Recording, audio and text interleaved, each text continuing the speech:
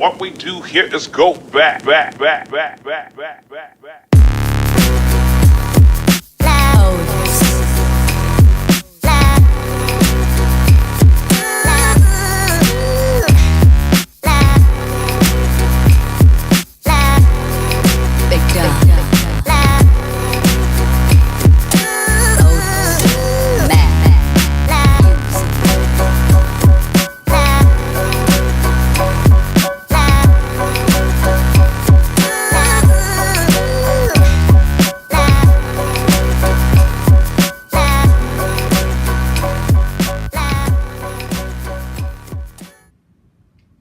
Hey, what's up guys? We are between the uprights with Trinity kicking.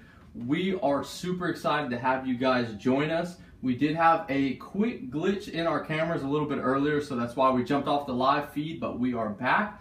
We are ready to hit the phones. We are actually going to call guys up. They're going to ask us any questions or make any statements that they might have, whether it's technique or recruiting, or maybe they need love advice for their girlfriend. We are here to answer any questions you have. Just simply direct message us your phone number. We'll hit you up. Be on the lookout for an unknown caller or unknown number or blocked ID. Make sure you answer our phone calls. We would love to be able to have that conversation with you. Not just live, but after we get all this stuff kind of edited, we'll throw this up on YouTube. This will be episode 5. For Between the Uprights, and we would love for you to be a part of our very first call-in show. So, Casey, you got anything for us? Just some love coming from David Delgado 6 saying, "What's up, man? I love your lives." Oh man, thank you, David, man. That stuff means the world to me. The reason why we started this was because, man, growing up, just nobody, one, paid attention to the kickers and punters, two, cared about the kickers and punters, or even knew what the kickers and punters were, or three, nobody really helped us. There were always so many questions. If a running back or a quarterback had any questions, they always had someone to go to.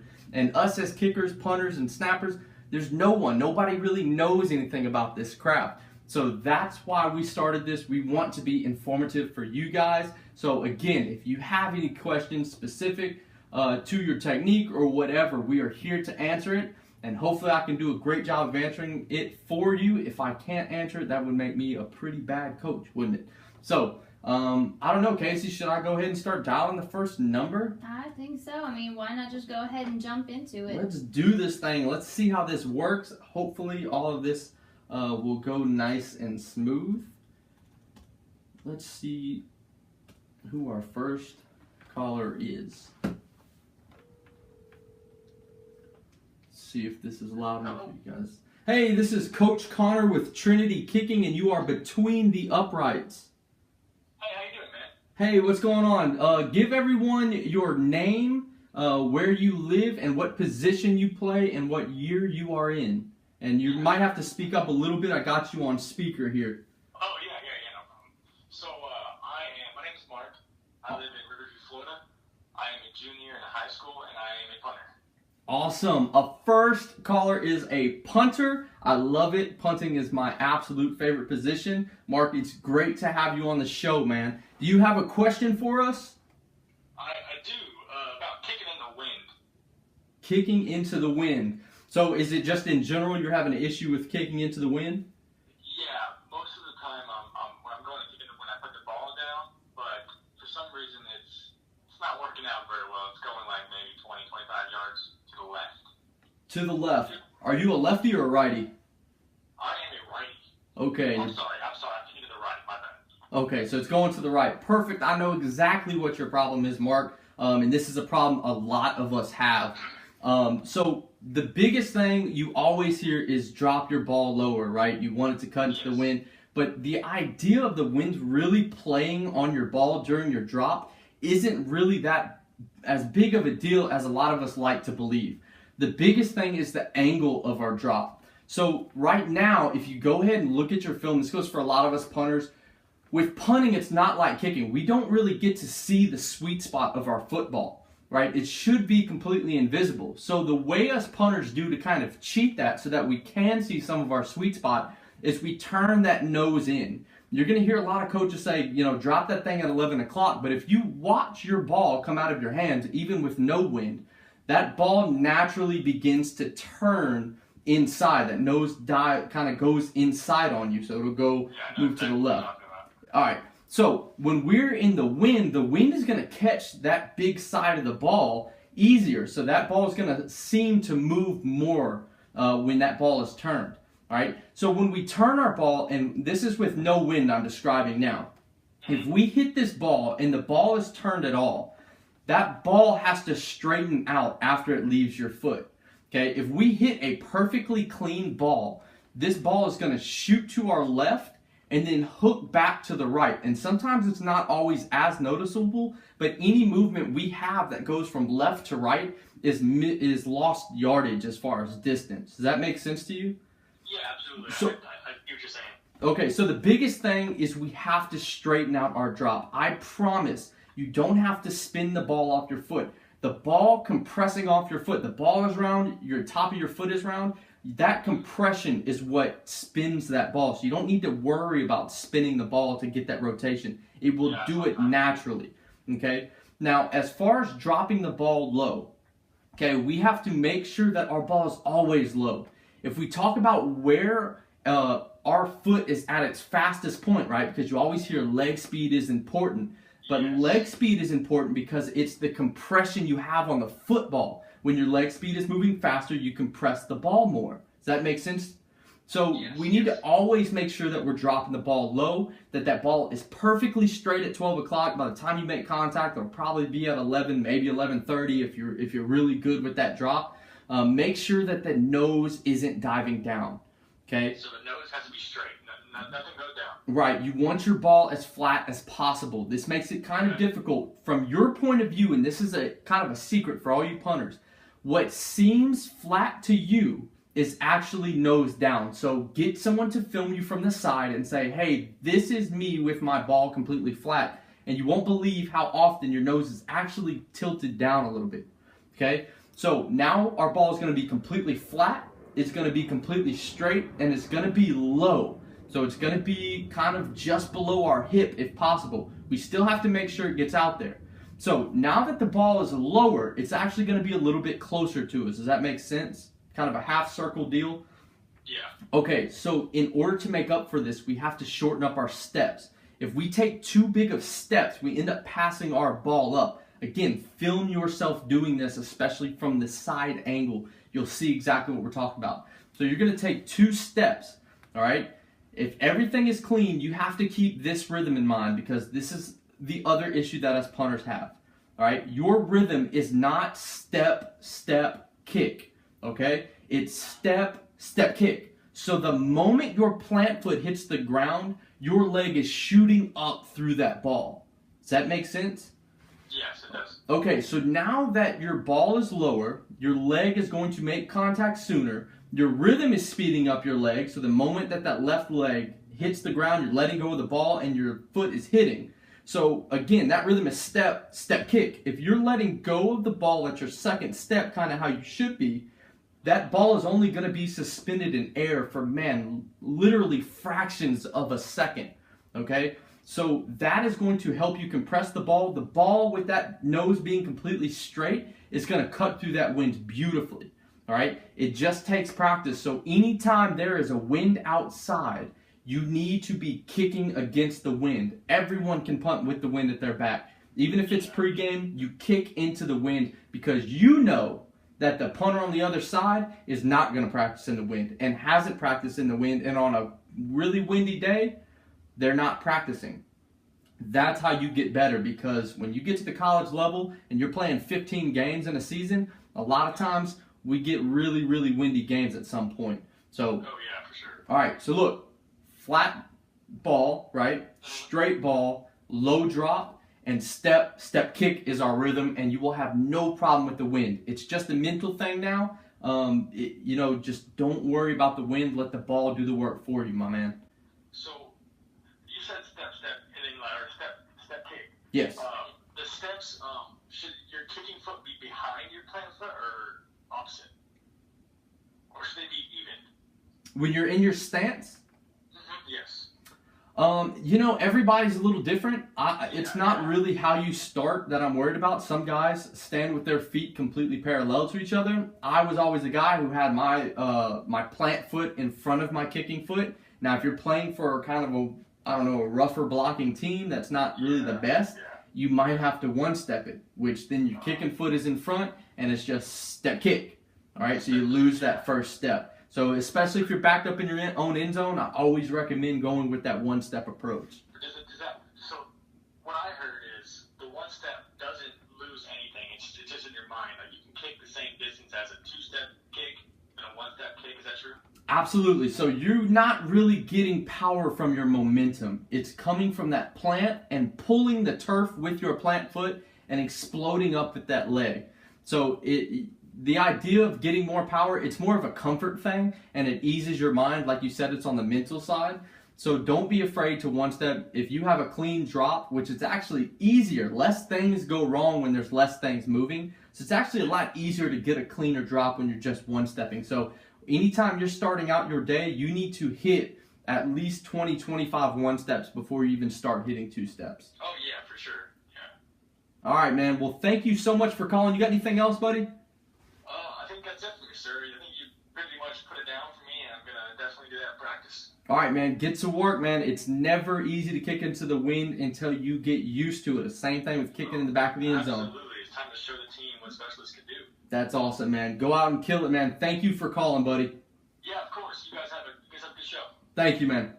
Yep. Awesome. Thank you so much for your call, man. That was really, really great. I know there's a ton of punters who have the issue of always trying to kick into the wind. And you hear games like in Chicago, those guys for the Bears or even Green Bay Packers, man, it is snowing, it's windy just about every game. And it's one of those things that we all come across multiple times in our careers. And it's more of just a confidence thing. If you sit at home every time it's windy outside and you never practice kicking against the wind, you're going to freak out on game day. It's the same thing like everything else. You just got to work at it, man. What you got for me, Casey? All right, I think that we're just sticking to the live calls today. There's a lot of appreciation, so I think that everybody, or not everybody, but a lot of people are having those same issues, maybe have the same question that Mark just did, so I think it was really helpful. There's, just a whole lot of, thank yous, and, people saying that they now have to try it. Nate.Hillen, is it Holiday? Hold on, I hit something on accident again. All right, Nate.Hillenberg says, I have to do that. Grant16 Nickel says, thanks, coach. So there's obviously some people that have got the same issues. So. And man, what works when you're punting against the wind works tenfold when you're punting with no wind. Hey, what's up, man? This is Coach Connor with Trinity Kicking, and you are between the uprights. What's going on, man? Who's calling? Damien. Damien, what's up, Damien? Where you at, man? What was that? I'm just at my house right now. Oh, awesome, man. Well, look, Damien, how old are you? What position do you play? And what grade are you in, buddy? I'm a kicker. I also punt, but I like kicking more. I'm in 9th grade. Awesome, man. Well, everybody likes kicking more because the kickers get the girls, and nobody knows how to explain to anyone what a punter is. So you can't, everybody wants to kick that game winner. Nobody wants to seal the game for their team half the time. But the scholarships are in the punting. Don't forget that. There's always a scholarship waiting for a punter.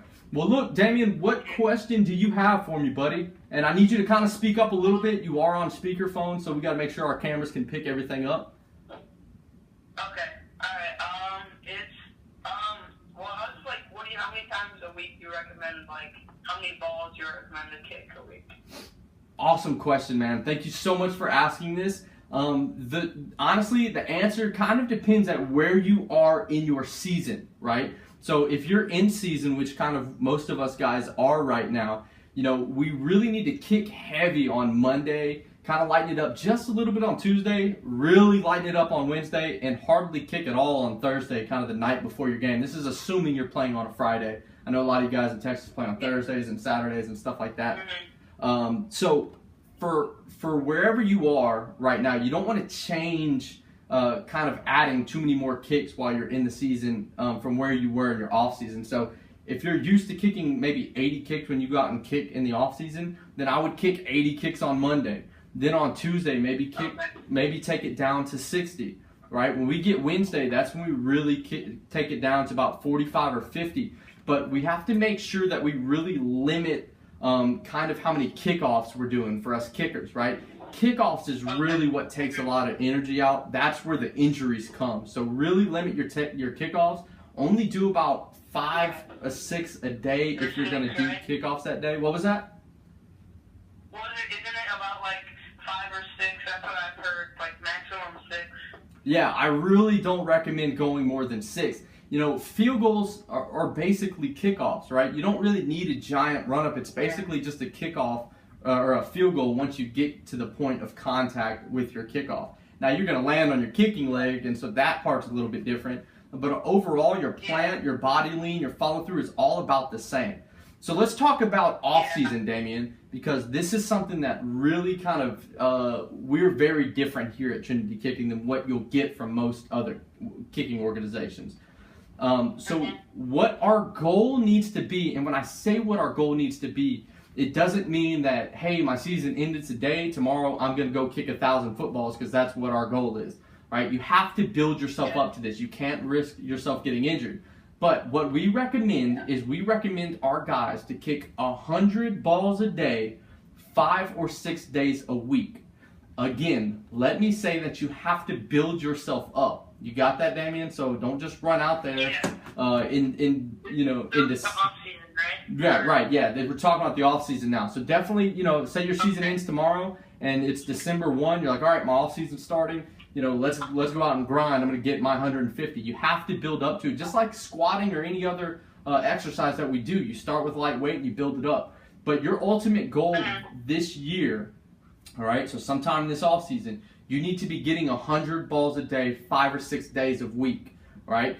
You want to talk about being the best kicker in the country, that's how you do it. Because there's very few people who are going to put in the time. I'm sure already at your age, even though you're a younger guy, you know how lazy kickers and punters are. So if you're kicking 100 balls a day and other guys are kicking once or twice a week, you're not just getting better. You're kicking more in maybe 2 or 3 months than some guys are doing in their entire career. So if you want to play at those big schools, that's how you do it. And if you kicked 100 balls a day, Damien, and let's say you got to 30,000 kicks in a year. 30,000, right? The definition of being an expert is doing something 10,000 times. If you become an expert 3 times over, 30,000 kicks in 1 year, I'm going to ask you, Damien, are you so good that you can take 65 days off? Because 100 balls a day, there's 365 days in a year. 100 balls a day, that's 300 days. That means you took 65 days off. That's over 2 months of not kicking. So my question to you would be, are you so good that you can take 65 days off? Right? So, there's no shortcut to technique or getting recruited.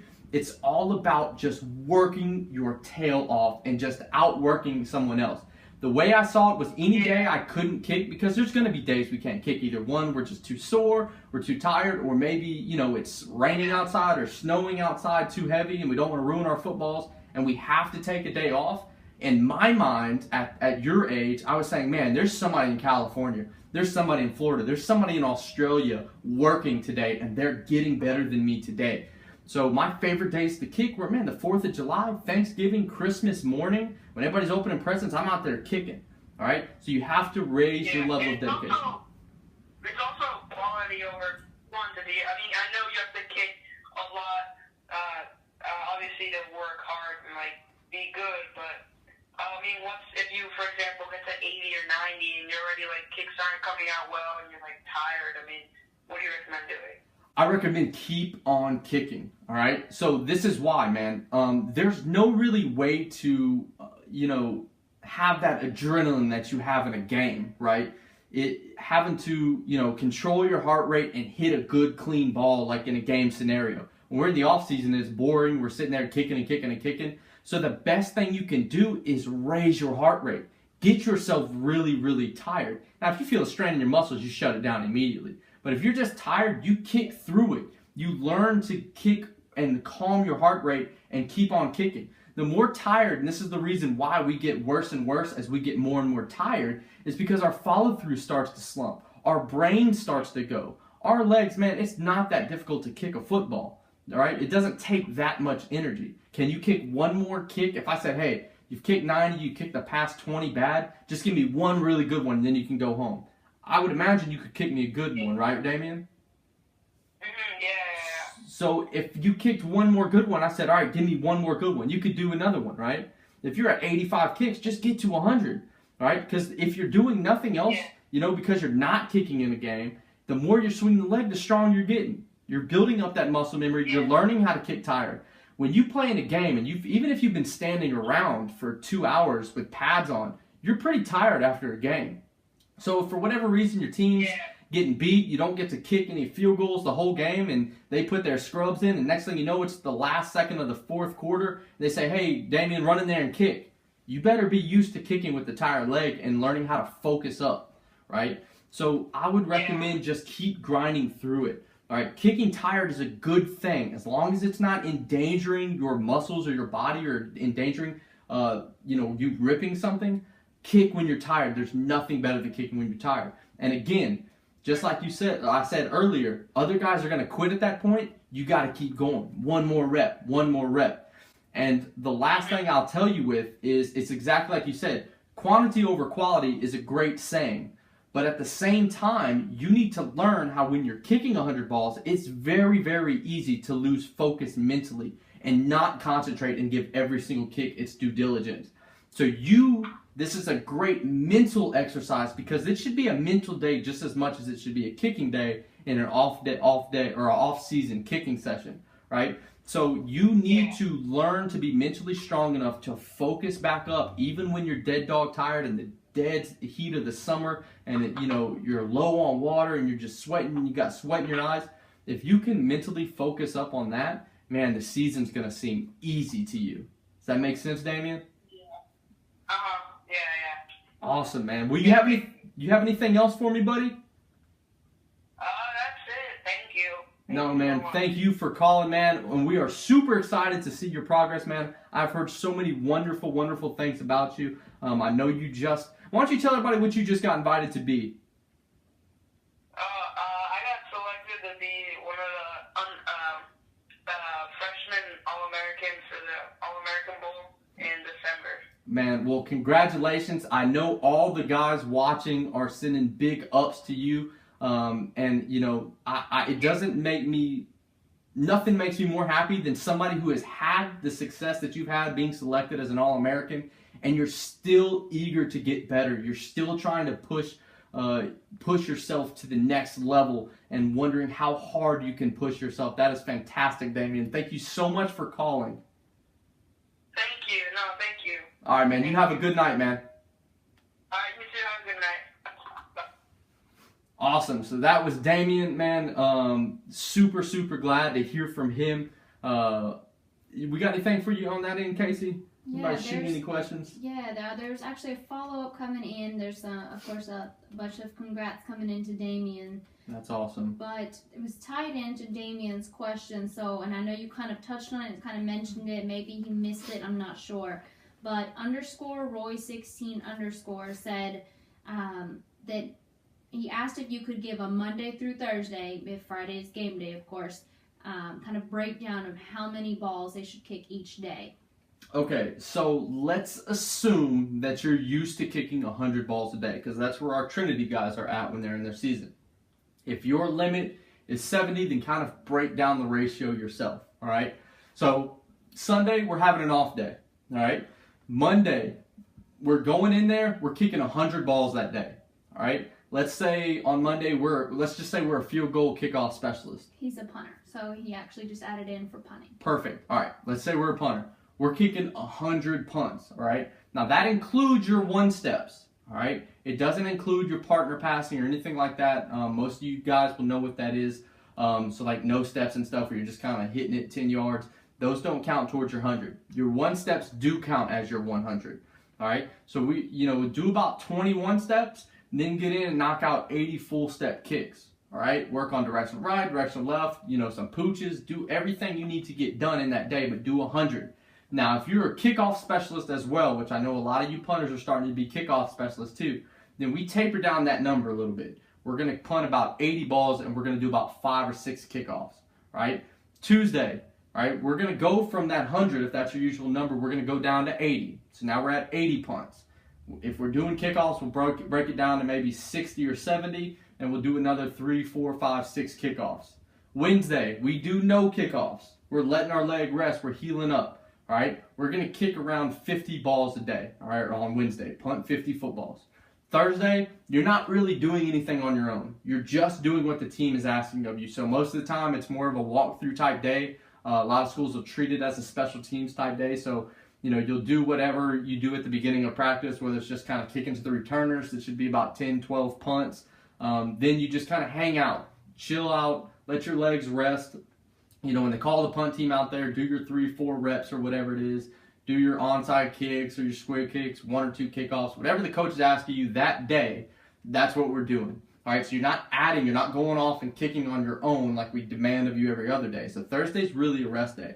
Come Friday, you're going to feel perfectly fine. Even if your leg's a little tired, man, that adrenaline you get on game day is going to shoot that ability up to a whole nother level, so you don't need to really worry about being tired.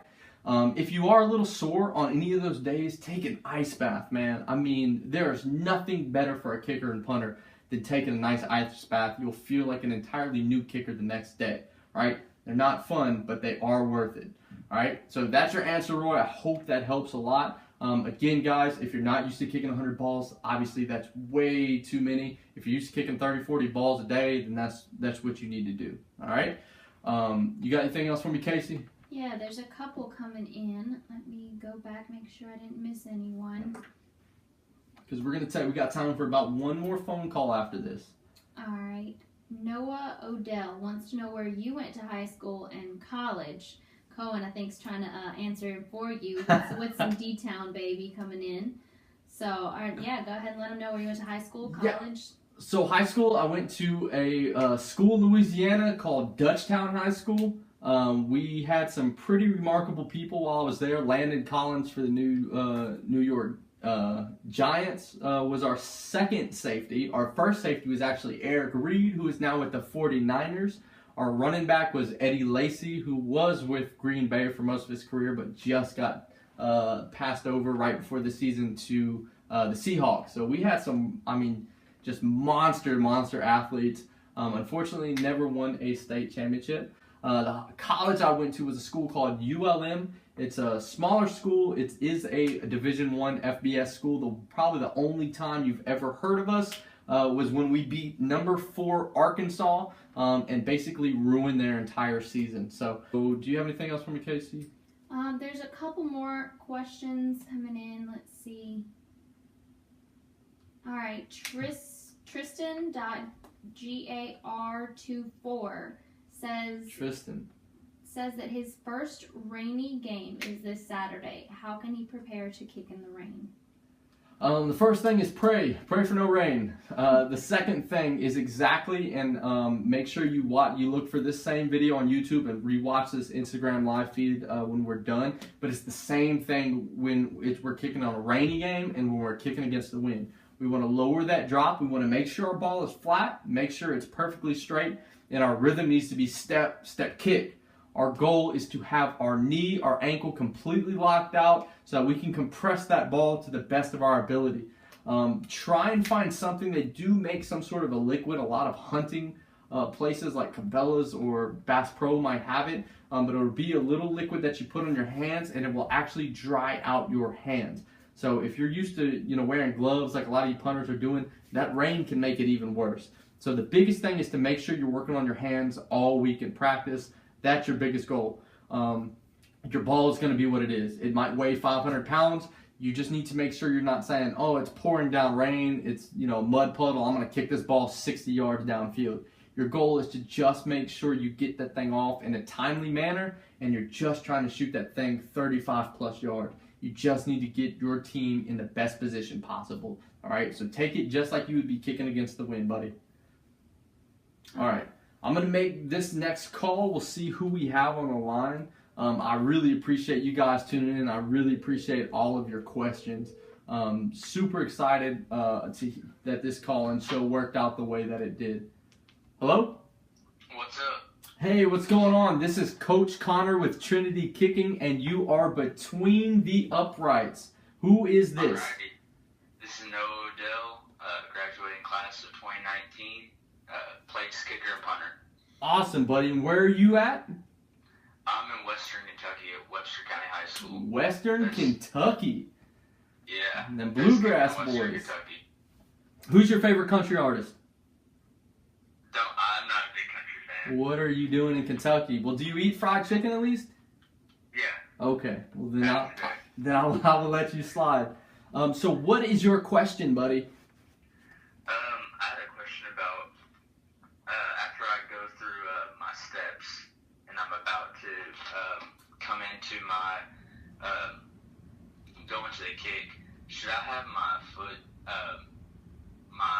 plant foot, should the placement of it be pointing towards the ball or pointing more towards the outward position? Because I know when I land or when I'm about to hit the ball on the kickoff for the field goal, that I want to have it pointed straight out. I don't want it to be too curved, so I wondered if on my steps I want it to be when I'm about to go for my approach out or pointed towards the ball. So are we talking about your kickoff steps or your field goal steps or both? Both. Okay. Question on both. So after I go through my steps and I'm about to approach it for kickoff, where should I be my plant foot? So are you talking about in your stance before you kick? Yes. Okay, perfect. This is actually a fantastic question. This is something that we teach that's a little bit different than what you'll get a lot of places. Kickoff, I don't really care where your foot is pointing. If you want to point it at your plant spot, that's fine. Field goal, though, I prefer our guys to have their plant foot pointed at their target. Okay, so your right foot can be pointing at the ball. I don't really care if you're right-footed. Your kicking foot, I don't really care what your kicking foot is doing while in your stance, but I would like that foot pointed directly at your target. So let's talk about going through our steps back, right, from field goal stance. Are you a 3 and 2 guy? Yes. Okay, so what I want you to do is I want you to take 3 steps back from your ball, all right? You should be perfectly straight. Your kicking foot is going to be even, pointing right through that ball and right through the middle of the uprights, correct? Mm-hmm. All right. So then we're going to take our 2 steps to the side, all right? So you're going to go, you're right-footed? Yes. Okay, so we're going to take our first step to the left, and then you need to stop and put your feet together. Okay? Okay. This is going to seem like it's going to take forever for you to take your steps. It sounds probably very basic, but I promise you this will be so helpful to you, okay? So we take our 3 steps back, we take our first step to the left, and we bring our right foot next to it so our feet are next to each other, both pointing at the target. Okay? All right. Right upfield. Then we're going to stop, then take our next step to the left and bring our feet together. Okay? So now we've taken 2 steps to the left, and both of our feet are pointing perfectly straight downfield. All right. Or at our target, okay? We are going to leave that left foot there. Okay? Then you are going to open up your hips and move your right foot wherever it wants. Okay? All right. You are going to feel a little bit uncomfortable when this happens because there's going to be a little twinge on the inside of that left knee. Okay? That twinge is a good thing. There's no saying that says you have to be absolutely comfortable and not in pain when you're kicking, right? There's no rule in football that says that. So this little twinge in your knee is going to feel very awkward, and it's going to mess with your head on the first couple of kicks, but I promise this will be worth it. So your feet are going to almost be like this. Your left foot's pointing at the target, and I know you can't see me, but you watch the video, you'll be able to see me. Your right foot will be kind of pointed at your ball, target straight ahead. All right, so you're going to feel as if you're kind of walking like a penguin. Have you ever walked like a penguin? Yeah. With your feet out? Okay. The only time you're ever going to feel that twinge on your knee is either you're kicking a field goal or you're walking like a penguin, and very rarely will you be walking like a penguin. So this is going to send up signals to your brain to say, hey, we're about to kick a field goal. That's the only time we feel this pain. Muscle memory, start firing that field goal motion. Does that make sense? The second thing, and you being from Kentucky, you'll appreciate this, is you will use that left foot as a scope, right? That is going to already be pointing at your target, so you will know where straight is, right? So here's where it helps you even more with that. When we take our 3 steps back away from our ball, right, we're going to make sure we're going to look up at the goalpost and bring our head right back down to our sweet spot of where that ball either is or is going to be, okay? When you bring your head back down, your eyes never leave that sweet spot again, right? This is going to help you tremendously on your hash marks especially, okay? So when your eyes come down, you can walk sideways without having to look down at the ball, okay? So you can go left, put your feet together. Left, put your feet together. You open up that right foot, all right? So now we know that we're going to have that twinge. That's going to shoot our muscle memory. We're going to have that scope. That's going to let us know where straight is. The last thing that this is super important is, right, we talked about when you go to plant, right, when you are kicking, you want that foot pointed right at your target. This eliminates you having to turn your foot last second and hope that it's pointing at your target. So when we're kicking from the right hash or we're kicking from the left hash, that angle when we're kicking from the left hash is very slight. When we're kicking from the right hash, we have to turn our plant leg almost, not quite 180 degrees, but about 90 degrees from when we're stepping at the ball. Does that make sense? Yeah. So if our foot is already straight, then we just pick it up, put it back down. If we're taking a jab, then we take our step with our right foot. Again, doesn't matter what angle your right foot's at because it's going to be striking the ball, right? And you're going to pick up that left foot again, put it right back down, land right in your plant spot, and your foot will already be pointed at your target. Does that make sense?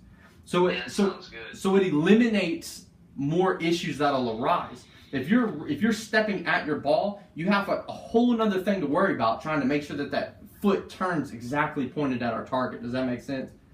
That makes sense. Yeah, so you're eliminating those problems. Yeah, that's the.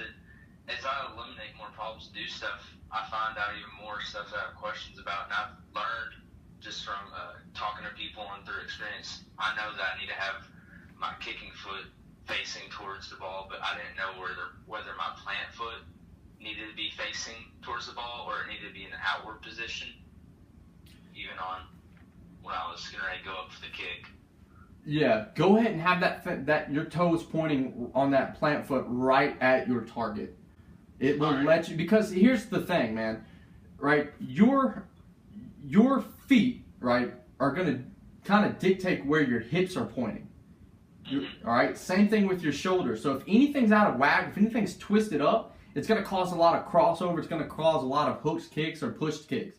So our goal is to make sure that at contact, our shoulders, our hips, and our feet are square at our target, so that our follow through can finish at our target.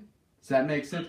So whatever your feet are doing, your hips are going to do. Whatever your hips are going to do, your shoulders are going to do. And if everything is straight, then your follow through can only do one thing, and that's go straight. And if your follow through can only go straight, guess where your ball's going to go?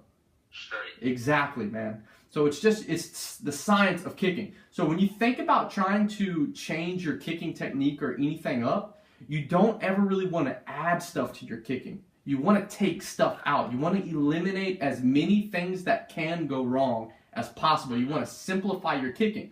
And the more you simplify your kicking, the easier it's going to be, like you said, when you have an issue or you do mess up, you'll be able to know exactly what the issue was or where in your approach or your striking point did that issue come from. So you'll become your own coach, and I'm sure you're in the same boat as all these other high school guys and even these college guys.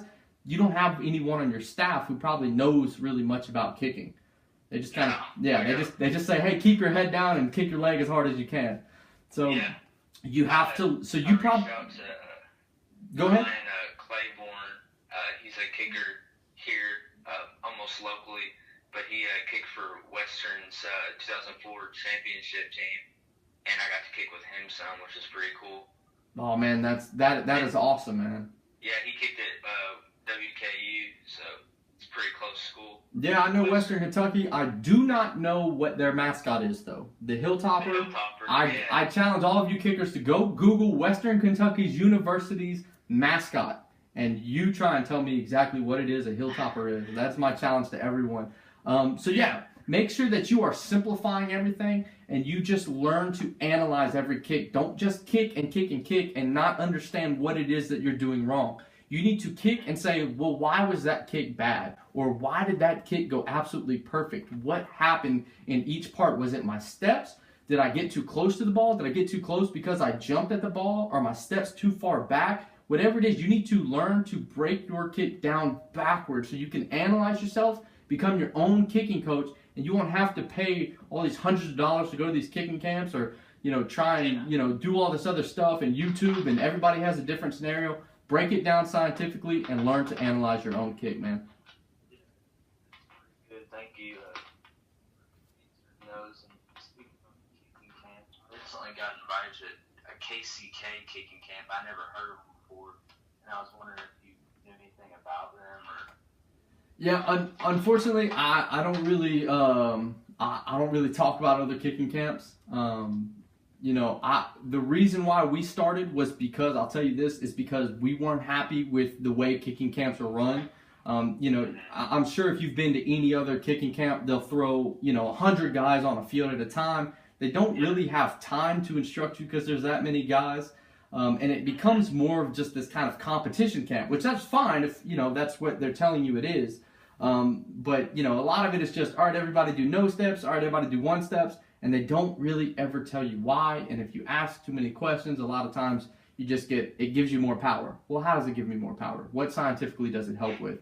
So with that, you have to make sure you find a camp that is going to work for you and is going to help you advance. Don't just go out there to kick and get charted and say, oh, I'm ranked first in the country.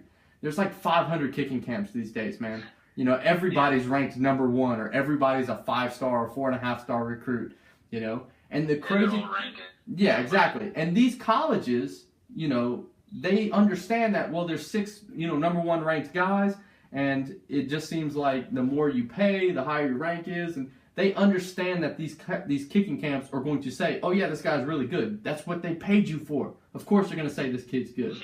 So I would just be weary. I try them all out. Don't just go to one and say, oh, I'm forever going to go to this one. Try them all out. See what works for you. And that's what I recommend. I know that I'm going to do my best to get to Kentucky as soon as I possibly can. Hopefully Trinity Kicking will be there this spring. I would love to get some work into you, and we'll hook up pretty soon. All right, buddy? All right, sounds great. Thank you so much for calling, man. Have a wonderful night and have a wonderful rest of the season, buddy.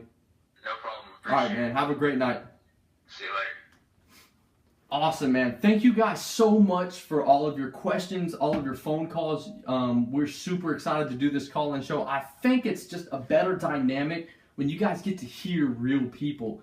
And, it's great when you guys leave the questions on there, but I want to get to know you. I want to hear your voice. I want to hear how dedicated you really are to your craft.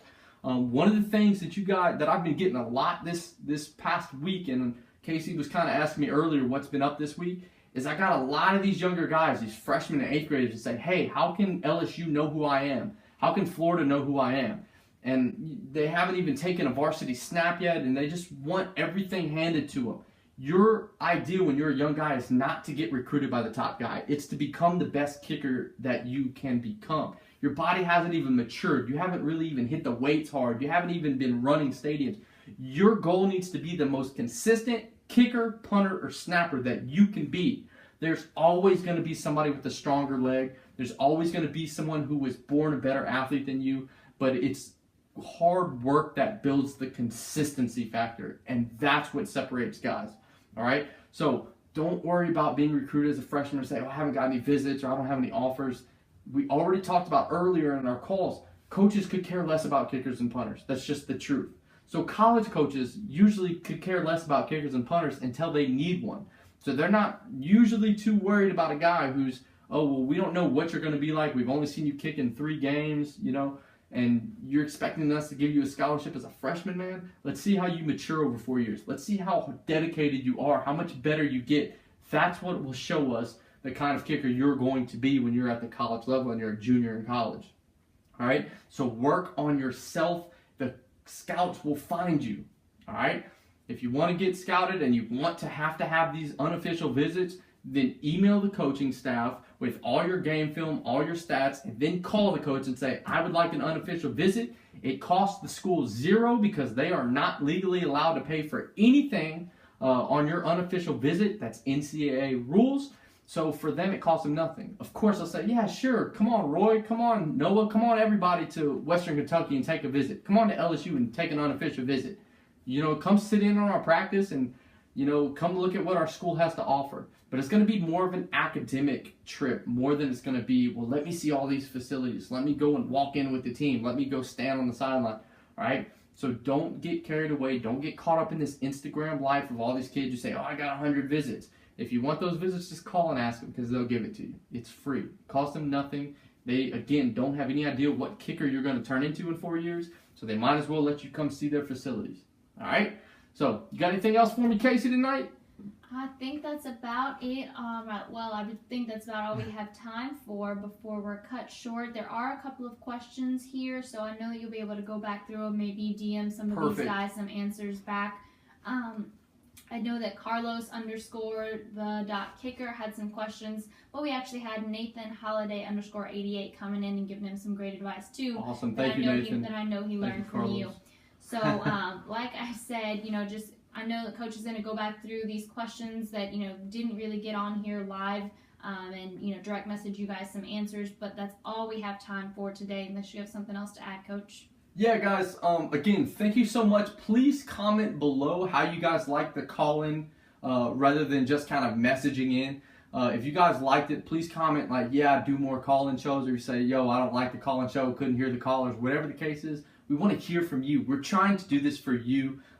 That's why we do all of our content absolutely free. We're not charging for you guys to do online courses or anything like that. So we want to get your guys' feedback on the call-in shows. And again, any of you guys who didn't get your questions answered on the show, make sure you DM them to me and we will get to them as soon as we possibly can. Again, thank you, Casey. Thank you to the camera crew. Thank you to all of you guys who called in, messaged in, gave advice to people. Thank you guys so much. This has been episode 5 of Between the Uprights presented by Trinity Kicking. We hope to see you guys either at Birmingham or Louisiana or Dallas these next couple weeks. We're trying to also get to Atlanta if you want to get some work in Atlanta.